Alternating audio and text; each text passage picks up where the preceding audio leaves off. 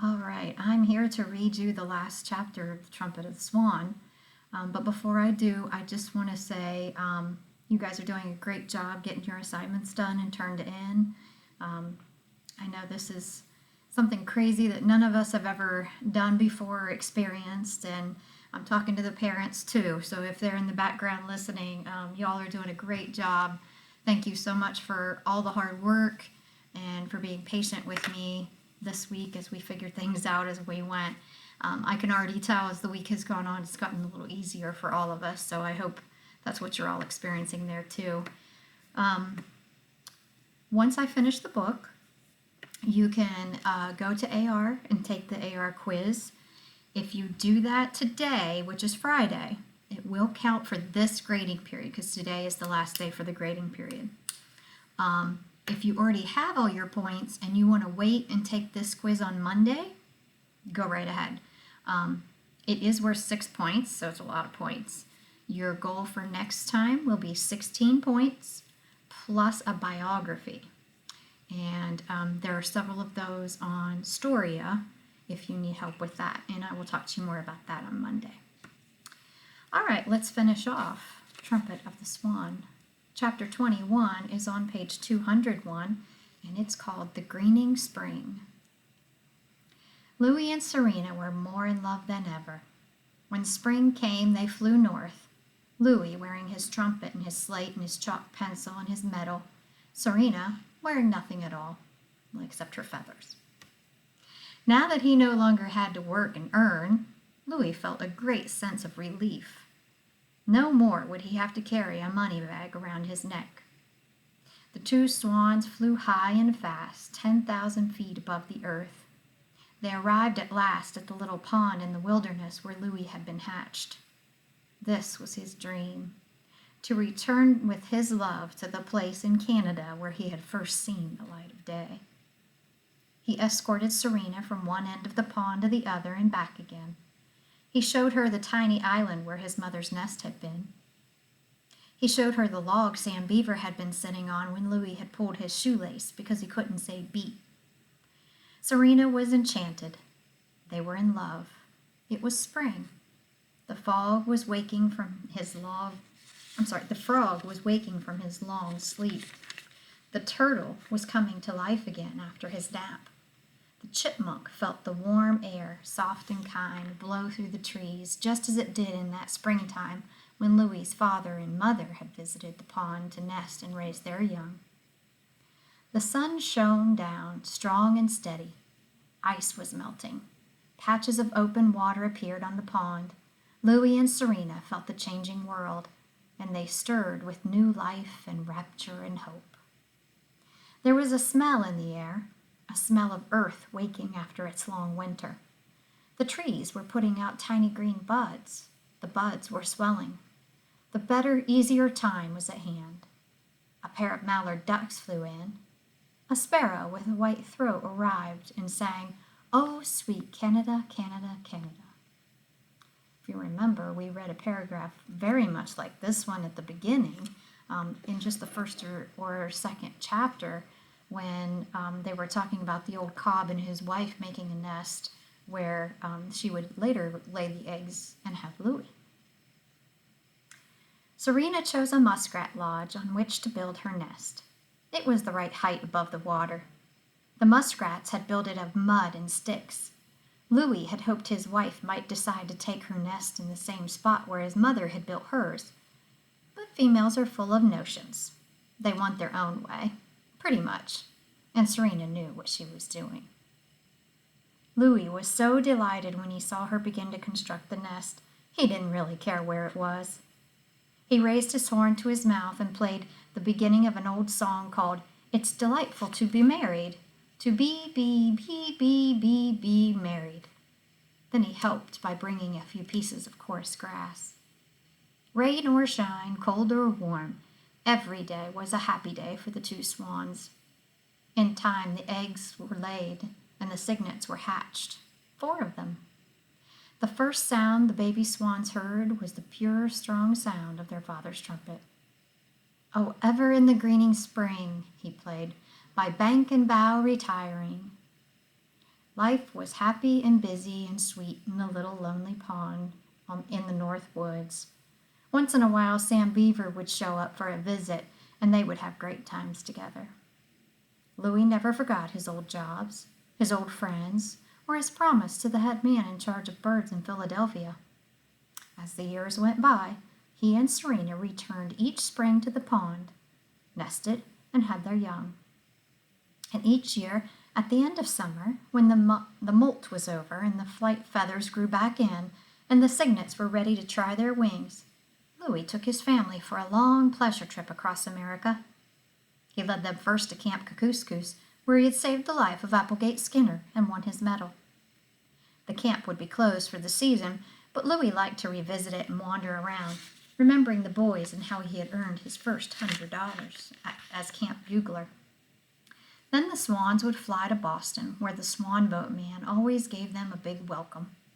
Louis would polish up his horn, blow the spit out of it, and swim in front of the boats again, playing "Row, row, row your boat," and the people of Boston would hear the familiar sound of the trumpet of the Swan and would flock to the public garden.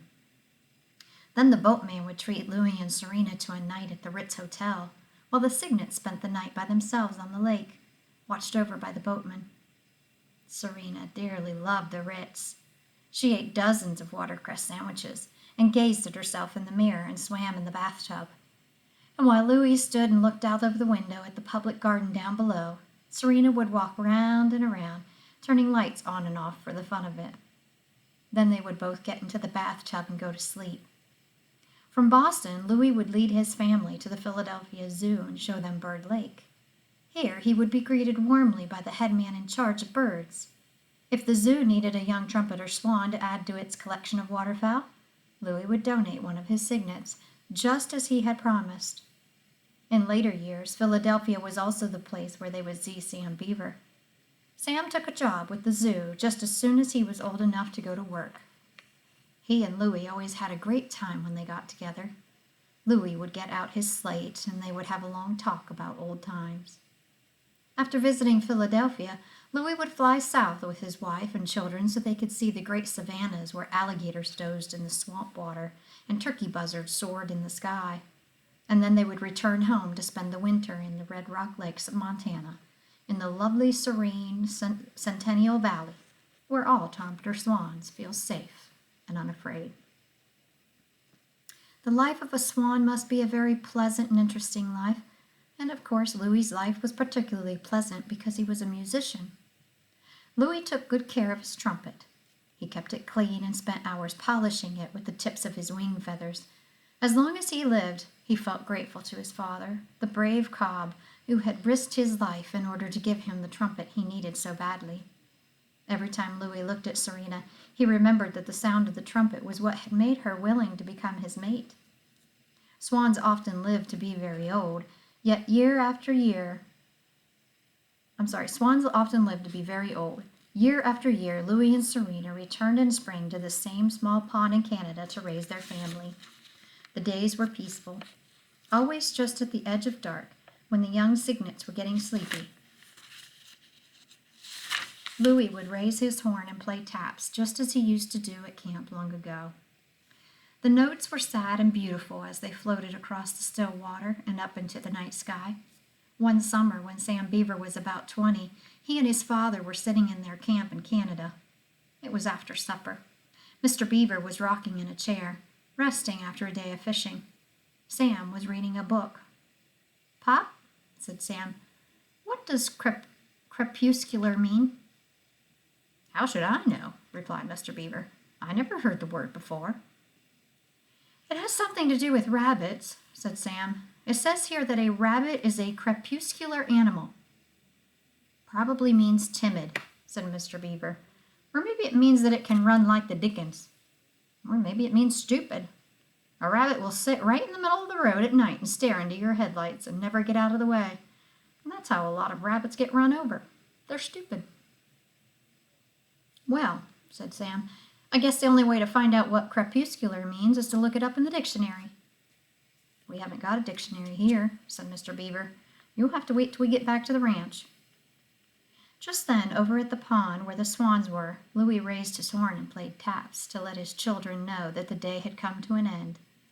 The wind was right, and the sound carried across the swamp. Mr. Beaver stopped rocking. "That's funny," he said. "I thought I heard the sound of a trumpet just then." "I don't see how you could," replied Sam. "We're alone in these woods." "I know we are," said Mr. Beaver. "Just the same, I thought I heard a trumpet, or a bugle." Sam chuckled. He had never told his father about the swans in the pond nearby. He kept their secret to himself. When he went to the pond, he always went alone. That's the way he liked it, and that's the way the swans liked it. "Whatever happened to your friend Louis?" asked Mr. Beaver. "Louis was a trumpeter. You don't suppose he's somewhere around here, do you?" "He might be," said Sam. "Have you heard from him recently?" asked Mr. Beaver. "No," replied Sam. "He doesn't write any more. He ran out of postage stamps, and he has no money to buy stamps with." "Oh," said Mr. Beaver. "Well, the whole business about that bird was very queer. I never did fully understand it." Sam looked across at his father and saw that his eyes had closed. Mr. Beaver was falling asleep. There was hardly a sound to disturb the stillness of the woods. Sam was tired and sleepy too. He got out his notebook and sat down at the table by the light of the kerosene lamp. This is what he wrote. "Tonight I heard Louis's horn. My father heard it too. The wind was right, and I could hear the notes of taps just as darkness fell. There's nothing in all the world I like better than the trumpet of the swan." What does crepuscular mean? Sam put his notebook away. He undressed and slid into bed. He lay there wondering what crepuscular meant. In less than 3 minutes, he was fast asleep. On the pond where the swans were, Louis put his trumpet away. The cygnets crept under their mother's wings. Darkness settled on woods and fields and marsh. A loon called to its wild night cry.